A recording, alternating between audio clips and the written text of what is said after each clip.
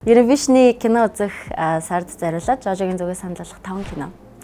Нэгдүгээрх нь мэдээж Soul. Хоёр дахь нь They Shot the Piano Player. Гурав дахь нь Shape of Water. Дөрөв дахь нь West Side Story. Тав дахь нь болохоор Westworld. Олон ангид киногаа. За энэ кинонуудаас ихэнх нь хөгжмийнх. Гэхдээ яг миний онцлмоор байгаа олон ангид кино болохоор уран зөгнөлт дystopia Westworld гэх киногаа яг 3 сизон гарсан.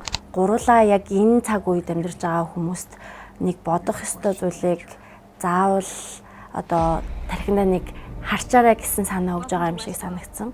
Та бүхний заавал үзээрэй гэж санал болгож байна. Кино үзэх бол хамгийн гоё quality time-д нэг. Онцгойлон сонгосон кинодаас маань нэгийг сонгоод тэгээд амралтын өдрөө хайртай хүнтэйгээ хамт өнгөрөөвөл маш сайхан дурсамж бүтнэ гэдгийг би амлаж хэлж чаднаа.